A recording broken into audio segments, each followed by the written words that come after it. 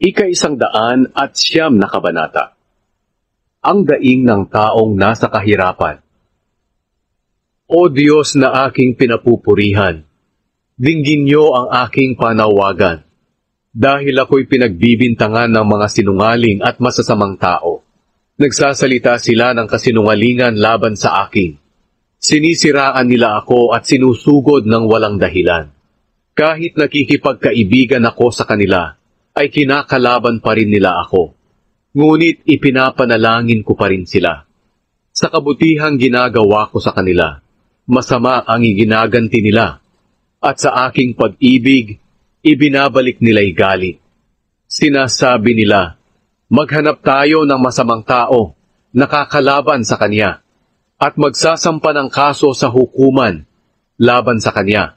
At kapag hinatulan na siya, lumabas sana na siya ang may kasalanan, at ituring din na kasalanan ang kanyang mga panalangin. Mamatay na sana siya agad at ibigay na lang sa iba ang katungkulan niya.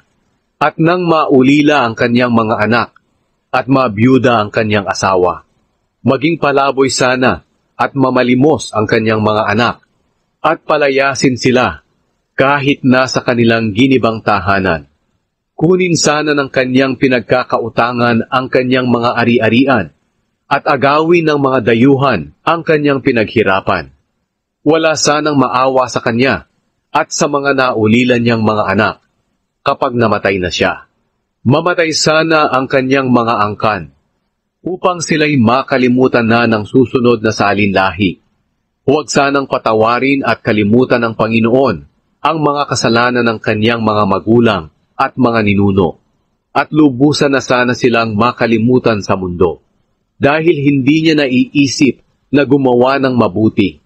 Sa halip ay inuusig at pinapatay niya ang mga dukha, ang mga nangangailangan, at ang mga nawalan ng pag-asa. Gustong-gusto niyang sumpain ang iba, kaya sa kanya na lang sana mangyari ang kanyang sinabi. Ayaw niyang pagpalain ang iba, kaya sana hindi rin siya pagpalain. Walang tigil niyang isinusumpa ang iba, parang damit na lagi niyang suot. Bumalik sana ito sa kanya na parang tubig na nanunuot sa kanyang katawan, at parang langis na tumatagos sa kanyang mga buto. Sana'y hindi na ito humiwalay sa kanya, na parang damit na nakasuot sa katawan o sinturon na palaging nakabigkis. Panginoon, sana'y maging ganyan ang inyong parusa sa mga nagbibintang at nagsasalita ng masama laban sa akin. Ngunit Panginoong Diyos, tulungan niyo ako upang kayo ay maparangalan. Iligtas niyo ako dahil kayo ay mabuti at mapagmahal, dahil ako'y dukha at nangangailangan, at ang damdamin ko'y nasasaktan. Unti-unti nang nawawala ang aking buhay. Ito'y parang anino na nawawala pagsapit ng gabi, at parang balang na lumilipad at nawawala kapag nagalaw ang dinadapuan. Nanghihina ang mga tuhod ko dahil sa pag-aayuno. Ako'y payat na. Ako'y kinukutya ng aking mga kaaway. Iiling-iling sila kapag ako'y nakita. Panginoon kong Diyos, iligtas niyo ako ayon sa pag-ibig niyo sa akin. At malalaman ng aking mga kaaway na kayo, Panginoon, ang nagligtas sa akin. Isinusumpa nila ako, ngunit pinagpapala niyo ako. Mapapahiya sila kapag sinalakay nila ako, ngunit ako na inyong lingkod ay magagalak.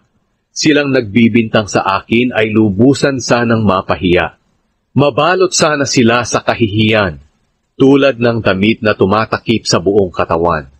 Pupurihin ko ang Panginoon.